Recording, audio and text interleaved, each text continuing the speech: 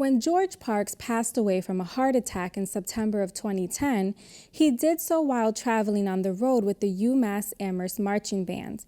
Not only had Parks been the marching band's director since 1977, but he'd also created a drum major academy in 1978, which still runs every summer from coast to coast.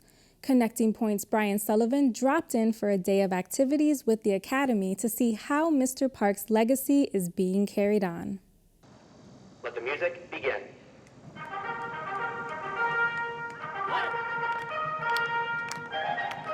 For the better part of 5 days in late July, this was the regular scene in the parking lot at the southwest section of the UMass Amherst campus. Drivers passing through got an eyeful and possibly an earful if their windows are down of hundreds of high school-aged boys and girls clapping, directing, marching, and leading.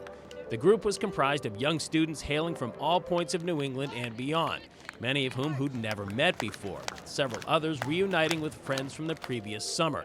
There was staff on hand who also came from near and far to oversee the operation, as well as college-age staff assistants. At night, everyone in attendance slept over in these dorms, so from an outsider's perspective, it had all the makings of a summer camp. Just don't call it that.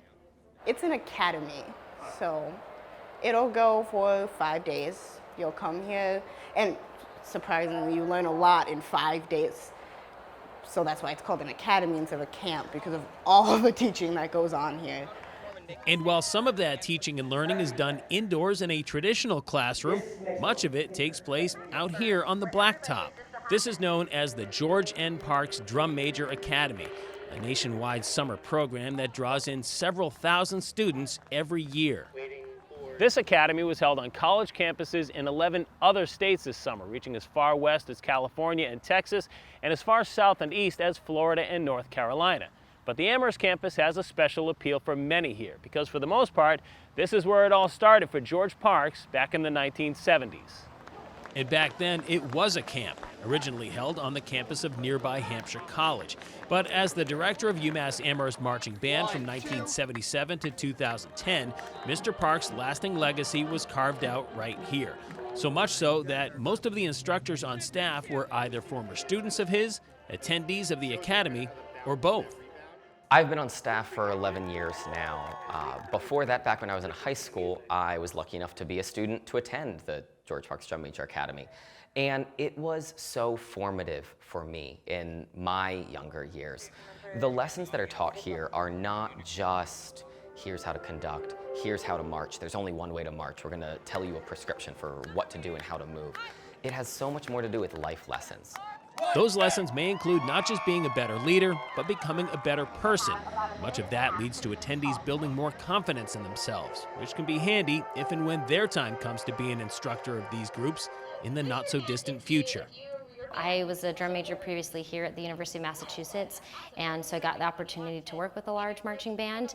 But the longer you're on staff and in these types of positions, you just get used to working with a group, and whether it's a small group of a squad of 6 students, or you're working with a location that maybe only has 70 or 100, or here at UMass when we're over 300 students, sometimes you need a little bit more confidence in front of a large group, but overall we're teaching the same stuff.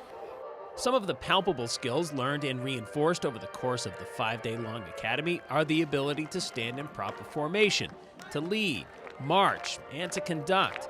And then there are the intangibles, these somewhat obvious attributes, things like confidence and poise, and most importantly, at least according to the students we spoke with, the ability to inspire others. I really hope to bring some enthusiasm home. I want to get people to get fired up to go to practice. Fired up to go to band and be part of a family again, and I hope to encourage and inspire people to become better musicians and better people. I think the biggest thing I want to bring back to my band, not even just my band, but just like my friends, is just the idea of, being mature and, being inspired. Just making sure you're doing the right thing, making sure you're listening, making sure, you have your feet planted and you're like sitting up in a chair listening to someone when they're talking to you. Just that little bit of inspiration, that little extra 10% is what I hope to bring to, my friends and even my band as well.